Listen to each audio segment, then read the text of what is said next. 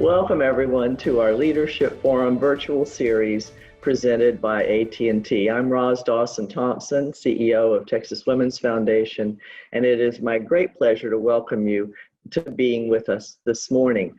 We have a fabulous conversation ahead of us, but before I tell you who you're going to be hearing from, and I think you already know, I do want to say storms are passing through our area.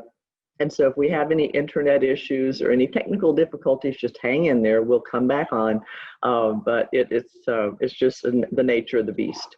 So with that, I want to again tell you a little bit about why we did what we did when we started the Young Leader Award, and then introduced our Young Leader awardee and our fabulous moderator of today's panel. The Young Leader Award was created to recognize breakthrough leadership by women under the age of 40. And certainly our award winner today is a perfect example of that.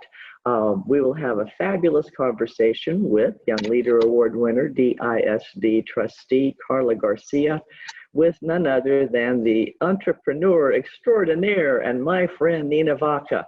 She's CEO and chairman of Pinnacle Group.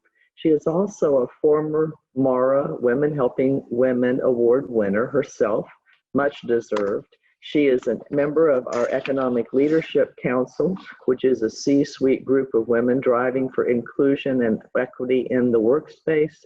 And she is co-chair of this leadership series presented by AT&T. It's my joy and pleasure to introduce mi amiga, Nina Vaca. Gracias, Roz. Thank you so much for that kind introduction. And any day I can partner with you, my friend, is a very good day. I just want to say thank you for the opportunity to be here. Welcome to the Leadership Forum virtual series. On behalf of Pinnacle Group, we're proud to partner with the Texas Women's Foundation for one reason and one reason alone. The impact that you are making for girls and women in the entire state of Texas and the ripple effect that it creates for our country is unmatched. So we're proud to be here. Let me go ahead and tell you a bit about Karla Garcia. Karla is a proud native of Southeast Dallas and a product of Dallas ISD schools. And she was inspired to run for Dallas ISD District 4 because she wanted to address the inequities that she herself saw in the public school system, particularly in Southeast Dallas. Her goal is to represent the perspective and the needs of students in her community. Now, Karla's parents came to the U.S. from Guanajuato, Mexico, with the dream of a bright future for their children. And that led Karla to desire to obtain a college education. She attended Dallas's Irma Lerma Rangel Young Women's Leadership Academy, the first public all-girls magnet school in the state of Texas, and was first in her family to attend college. Studied public policy and entrepreneurship at the University of North Carolina, Chapel Hill. She has traveled extensively to broaden her global perspective. She worked at the White House Initiative on Educational Excellence for Hispanics at the U.S. Department of Education during her last semester at UNC, and her unique experiences in the public and private sectors while working in Washington, D.C., London, and Dallas helped solidify her aspirations in public service. She returned to Dallas looking for a way to have an impact, and currently is working with Dallas County Promise to make college education possible for all students. So let's welcome our awesome Young Leader Award winner, Karla Garcia. Karla! Morning. I'm not as good as Nina, but I'm gonna try and hold up our end, okay? Happy to chat. Oh, thank you so much. Well, and during the question, during this period, we'll ask you to go ahead, the participants that are attending the session, please put your questions in the Q&A, and once we've gone through a little bit of dialogue, we'll go back and check those and get our guests to answer those. So the first thing is, after London and DC, what brought you home to Dallas? What made you come back? So I guess I'll start off with how difficult it was to leave home. So born and raised here in Dallas, raised in Pleasant Grove here in Southeast Dallas. And going to college was one of those family dreams that we knew was the ticket, the gateway, the opportunity to provide for myself and my family the life that we wanted, and ultimately that my parents immigrated to this country for. And Chapel Hill was that opportunity for me. And North Carolina was amazing to me, and I grew a lot. I learned a lot, but I recognized immediately the second I stepped on campus that I am one of many that did not have that opportunity. And I see that here in Southeast Dallas, where if you look at numbers, any data set that you want, there were huge discrepancies here in Southeast Dallas compared to our broader greater city of Dallas. And there's a lot of talent here in my community that could be with me, that could join me. And it wasn't. So I knew that I wanted to come home and bring the skills and the talents and the assets that I gained, was very fortunate to obtain with my college education, and bring them home and see change start happening here at home. Well, bless you for doing that. And you've already contributed so much, Karla. And I'd love your thoughts on seeing how the educational system can really help young girls and kids of color aspire and be prepared to lead. What can the school system do? What can the educational system do to prepare girls and children of color to lead? That's a very powerful question, because that's exactly what drove me to run for this seat in the first place. And I would say that I am proudly the product of DISD. I am the product of a single gender education. I am the product of a magnet school system that works for some, but there's still a lot more work to do for all. And I am here because there were systems and people and quality in place for me at all the right steps of my education to ensure that I dreamt big, that I dreamt more than I've ever seen in my own family, more than I've ever seen around me, and that I had the right support in place. And I'll start off by saying, even with my single-sex education, when you've got young, talented women of color who are nurturing and growing and fostering together for the 7 years that I was there, excellence becomes a norm. And that's the kind of environment and leadership around me that I grew up with. And ultimately, it modeled a lot of what I wanted to do. In our education system right now, I would love to see more of a wider access to all students for all the opportunities that I had, whether that was college access, advanced courses, quality facilities. I mean, all of these little things make a difference. The extracurricular activities that really helped me in the summertime, outside of school time. This is really critical to build people who are well-rounded, who understand who they are in this world and what they want to do in this world. And there's a lot of work to be done in the city of Dallas to ensure that that happens for every student. But I think if there's one place that can do something very strongly about that, it's the public school system. And kids are in school for more than 12 years of their lifetime for 8 hours plus a day. And so if this is not the incubator of our future citizenry, then I don't know what is. And that's why it matters to focus in this space. You are so right. You are so right. And we'll get back to talking about the current environment right now, and education and the COVID environment and et cetera. But before that, I'd love to have your kind of personal perspective on obstacles you faced as the youngest and the youngest Latina in your role. I mean, you're the first, the only in that sense. And what have been the obstacles that you've had to overcome? And tell us about that. Yes, absolutely. So I decided to run for this seat 6 months after I graduated from college, at the age of 22. And I was very fortunate to have participated in a high school program called Ignite that introduces young women to civic office, to political leadership. And in fact, I had exposure to our own local government, city council, county commissioners court very early on in high school. And that started because local and even national policy, particularly immigration policy, has had a huge effect personally here in my family and my community. And I started asking a lot of questions around why, who's allowing this to happen, who's in leadership, who are we voting for, who's on the ballot. So these questions then thankfully through Ignite, led to my decision to study public policy in college, understanding that I wanted to have systemic impact. And then ultimately, after graduating from college, when we knew that our former trustee, Jaime Resendes, was seeking city council, then community members started approaching me with questions about, Carla, have you ever, have I ever what?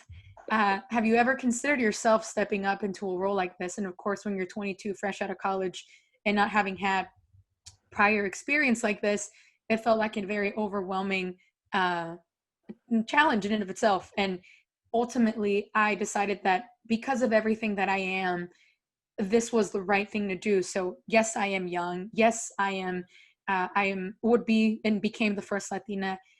Yes, I come from a low-income family. Yes, I am the first in my family to go to high school. Yes, I am the first to graduate from college. And all of this matters because that's exactly the student body that we serve every day. And to not have a voice like mine at the table, first of all, was something unknown to me. And then, of course, just fueled the rest of the campaign to know that we needed and I wanted to see someone like that on the board. And it took a lot of hard work, exhausting work for not just myself, but everybody that was involved. And it paid off. And we won, not in the general election, but in the runoff.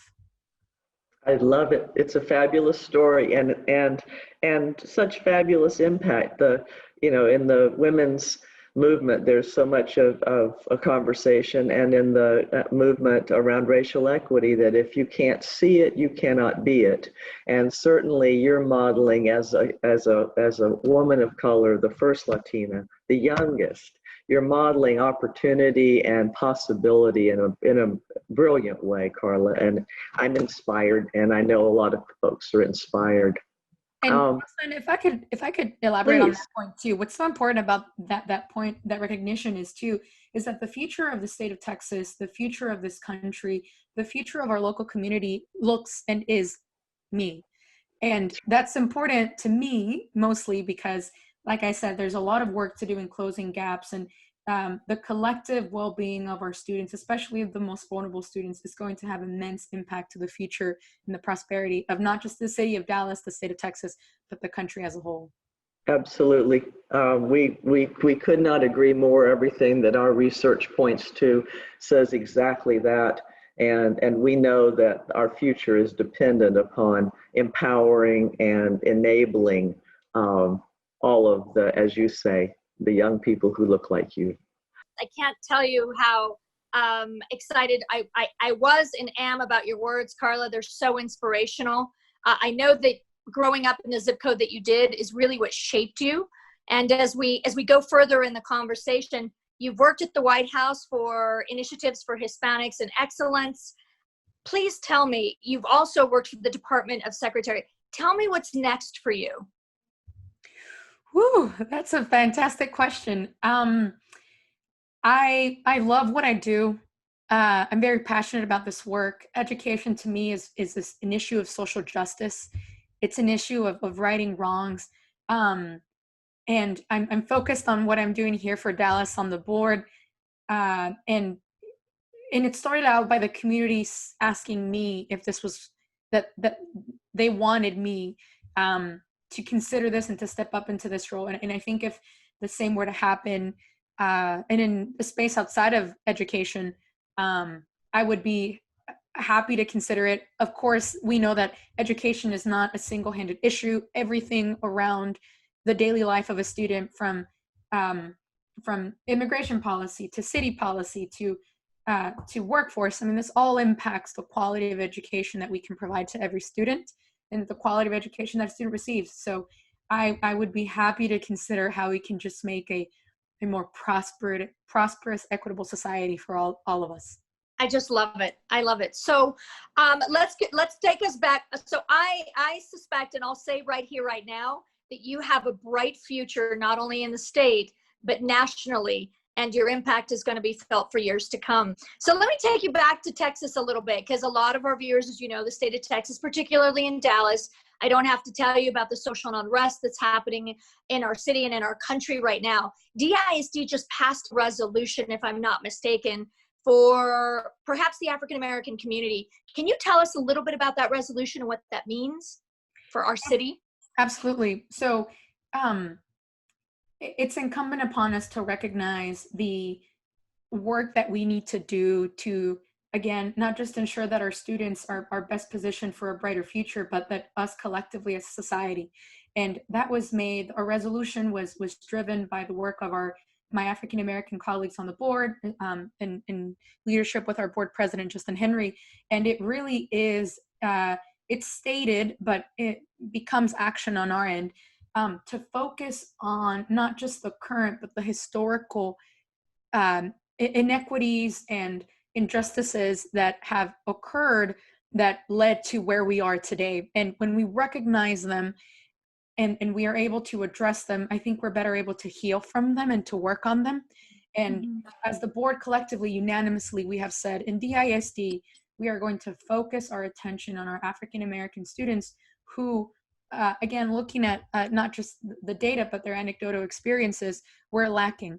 And I take to heart this commitment because I want to be able to tell my children someday that in 2020, when all of this was happening, I did something about it, that I wasn't a standby audience member, but that I was an actual decision maker that at the time decided we're going to focus resources, time, and attention to an issue that has dawned on us for ages and centuries, long before I was born. And it's 2020, and it's truly time to take transformational action on serving our most vulnerable students. And that's exactly what this board, I feel very strongly, is about to do and is set to do. Your passion around this is super clear. Speaking of passion, the Texas Women's Foundation passion around helping women and girls, particularly in communities of color, I feel like the foundation critically understands that by focusing on girls and women, we build a better city and build a better country. Now, tell me a little bit about, in your words, why it's important to support the Texas Women's Foundation and the impact that they're having, and what role can corporate America play? The future is bright. The future is women. And for the Texas Women's Foundation, truly, their support of work in education and even outside of education, it's very small seeds of sometimes support, capital, whatever it may be, that can really, for someone who's as hungry as I am, as I was, to see something grow and nurture and foster, very small investments can truly pay off huge dividends in the long run and in the short term. So I am the product ultimately of efforts and contributions and initiatives such as those of the Texas Women's Foundation that came my way at just the right time and supported me in my growth. So doing that for a greater number of young women across the state, we can only become a greater state of Texas for all of us in the long run. I think too, for corporate America, one of the things that I'm most proud of in DISD is the fact that we have such strong partnerships with corporate America in our own schools that are giving and providing to our students the resources, the leadership, the training that they need to become that generation of leadership that we're going to need moving forward. And so I would encourage our corporate America to invest in our schools as they are doing now, and to grow in providing opportunities for students. Currently in DISD, that's HTech, PTech, early college, high schools, their sponsorships. I mean, we cannot do this work alone, and it's going to take everyone getting involved.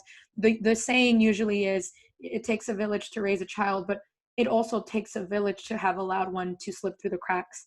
And when we're all engaged in this work, not just the education system, but the city, the community members, corporate America, it's a much stronger opportunity for all of us to have and take advantage of what I had available to me. And it wouldn't have been possible if it weren't, again, for all the initiatives and organizations that stepped in to provide me the opportunities that at the time my school district did not have. I love it. I love it. I'm so happy that you mentioned the PTech program. I've personally been involved since its inception, and I am thrilled with the results. We're graduating our first cohort. To have a high school education and an associate's degree at the same time with a technology twist is going to be a game changer for employers right here in Dallas, Texas, in our city. So I'm so glad that you brought it up. Karla, as we come to a close with our question, I have a final question for you. As you know, the Texas Women Foundation is renowned and one of the most powerful nonprofits in the state of Texas. And I truly believe the impact that they're making and the ripple effect is is unmatched. What I love is that we continue to engage with our award winners. Once an award winner, always an award winner. I'm proud to be an alumni and to come back. It's always women that are authentically passionate about making a difference. You are now a young award winner. You are coming into the fold of this beautiful alumni of women all across the state that are looking to make a difference. Tell me what this award means to you in your own words. I could not be more honored, more thrilled for the recognition. I think, I think as a young woman of color, it's easy for us to shy away from big screens or big lights. But when I receive this award and receiving this award, I want to make it clear that it's not just me that you see receiving this award. It really is a collective family effort. In my bio, it was stated, but my parents are Mexican immigrants who came to this country for my education. And it's for them. It's for the community of Pleasant Grove.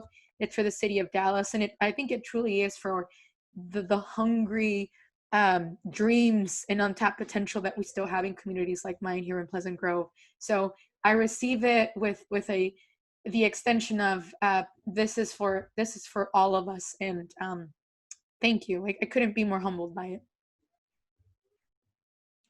Beautiful, just beautiful. Karla, I just want you to know, we are so proud of you. We're proud of what you've done, and we're proud of your potential and what you're going to do for the future of this city, the state, and I know, hopefully one day, this country.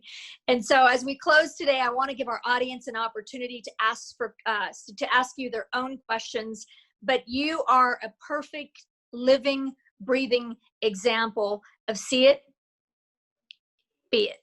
So I'm proud to pass it back to my dear amiga, our president, and the woman who has led this foundation to make an incredible impact, my beautiful friend, Roz, for Q&A.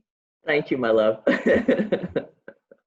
Oh, so go ahead, Karla, and let's see, what was the hardest part of being a first-gen college student for you?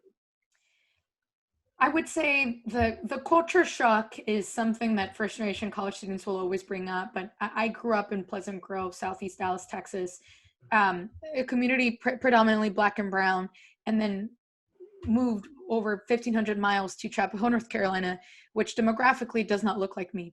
And that other than just not looking like you, there are context and dynamics and norms that are different in my community than there are expected at Chapel Hill. And it was difficult at first to feel like I belonged, but I knew I deserved. And I knew I deserved because I am a hard worker, and I earned my right to be in the classroom. I earned my right to walk those hallways, and I earned my right to obtain my higher education. But it's difficult to, as we have said, to be it when you don't see it. And I think that sort of the vulnerability of being one of the only, or finding strength and confidence within myself, is exactly what has played into being the first and the youngest Latina on the DISD board, in a much greater role in service of students who are by the larger majority in DISD. So that's a very difficult part about being a first generation student is a sense of belonging to a space that you've never had anybody before you be in. I've been interested that there's an institute in California that is no longer uses the term inclusion, but uses the term belonging. To your point, it's not just nice to say, please come in, there's a seat at the table for you, but truly creating an environment where belonging is what is the focus. I thank you for using that word. Talk to us about this. This is, I think, a concern of many parents. The concern about distance learning for kids who don't have, all the resources, perhaps. And I know this questioner says, I know DISD is doing what they can. What can the community do? How can the community help support DISD's efforts to resource kids that are maybe not as resourced? I love that question. No one ever in my candidate questionnaires or interviews ever asked me, what would you do in a global pandemic? So what we're working on now is, of course, ensuring that we have connectivity across the city of Dallas. As one of the biggest cities in the state, we also rank one of the lowest in connectivity. And my zip code, in fact, ranks on the top list of those zip codes without connectivity for students in the city. So this issue is particularly important to me. As we know in DISD, we're going to start off with virtual remote learning, which also means that if students don't have the appropriate connection at home and devices at home, then we cannot continue with their education. So we currently have a campaign, the Conectate campaign in Spanish, Operation Connectivity in English, and it's all about dispersing mobile hotspots and considering long-term solutions for connectivity and devices at home.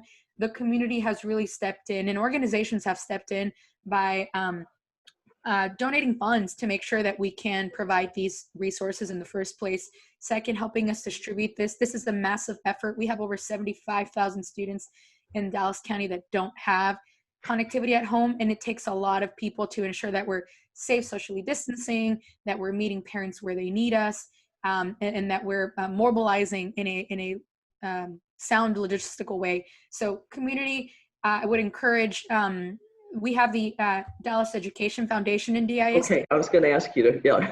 Truly carried a lot of this work forward for us in DISD, and I would highly encourage to reach out to the Dallas Education Foundation.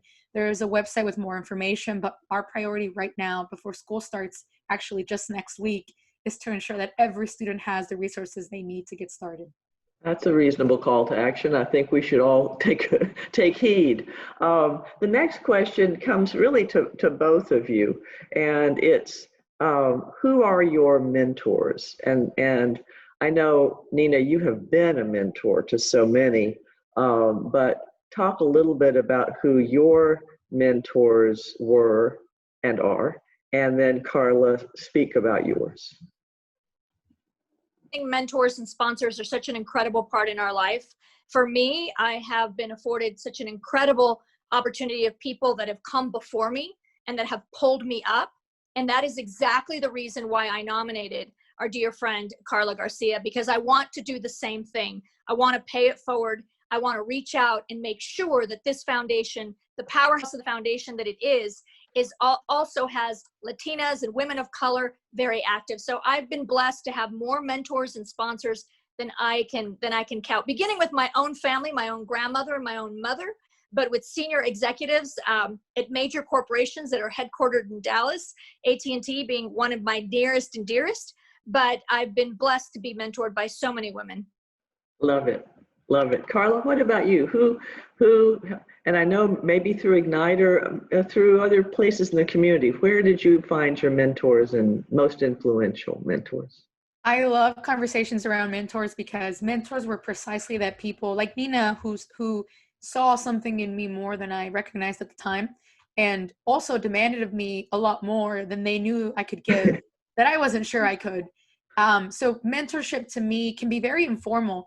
I think to start the conversation around why I decided to run, but with community members reaching out to me and really spilling the beans around why it mattered to them and why it's important to be engaged and start young and set an example. And their mentorship throughout the campaign also was my guiding and ignition in making this happen.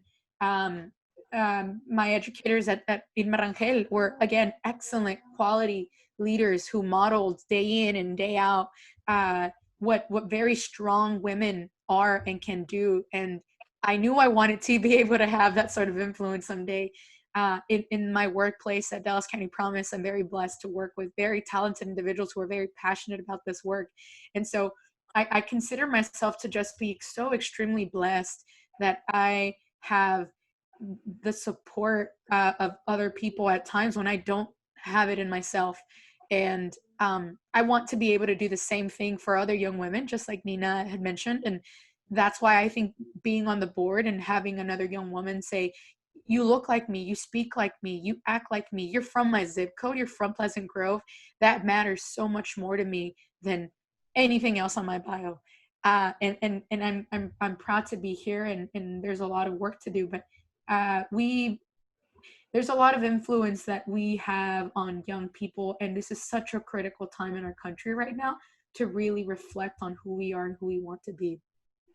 Oh gosh, yes, absolutely. I'll go ahead and ask the question if we didn't get to hear it. The question is, Karla, I'm a high school mentor already for high school students. Can you tell me a little bit about what we can do to teach our children about public policy?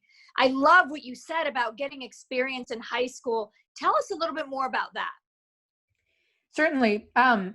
It was 2006 or 7 when immigration policy in this country really took a stronghold, front page conversation. And I was directly impacted by immigration with deportations in my own family. And as a high school student, those experiences, not other than traumatic, are also very, I knew I didn't want this to happen to anybody else. And thankfully Ignite came at a time when I was asking those questions of why and whom, really gave me a pathway to understand how every single layer of office, of local office, down from our Dallas ISD board that impacts our facilities and our funding and our policy, to city council, county commissioner, up to the state, it really connected the dots to me about how systemic change happens and how the decisions made by people affect my daily life and my family's daily life. And so in that way, it's very intimately personal what happens in these seats.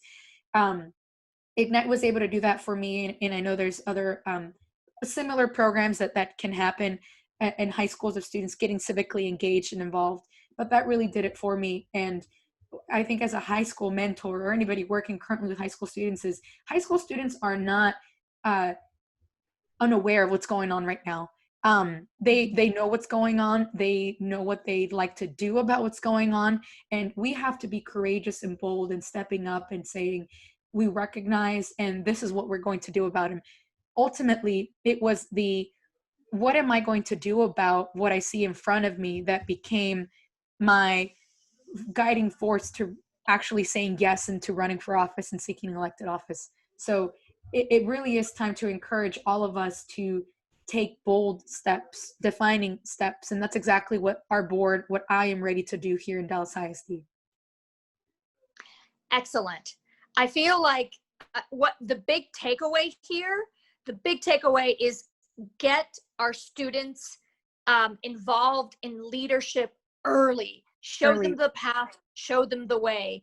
We have got to stop mistrusting young leadership, because we know what's going on. We want to get involved. And if we're ever going to really step up, it has to be in due time. So trust young people when they say the change that they want to see, and allow them the space and the confidence to be able to do so.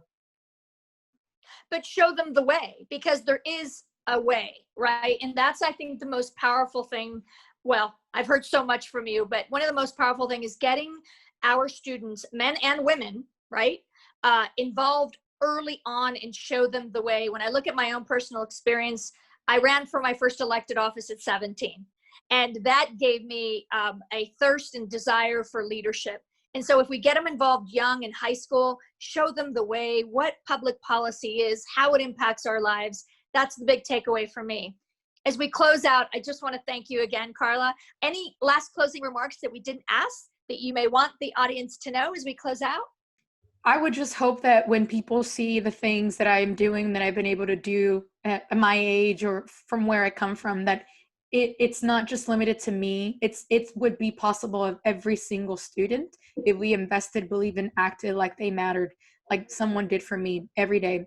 And I said this during my campaign, but I am not the exception. I could be and should be the expectation of every single student. And when we believe, when we act like it, big things can happen in this city.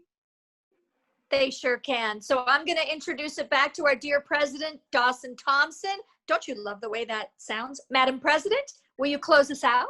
I will, and thank you so much. I really wish we had all afternoon to have this conversation. It's been so rich, so wonderful.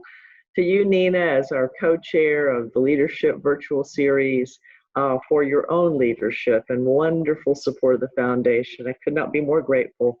And Karla, you are an incredible example, a wonderful friend, and someone who is going to blaze a path with every step you take in your life. And we're grateful. So thank you so much for who you are, who you represent, and how you represent. Don't forget to join us. We have one more in this series, and it is going to be scheduled here shortly with our final leadership forum, which will be featuring a former attorney and now an extraordinary advocate for children in foster care, and that is Mara Award recipient Kathleen Laval.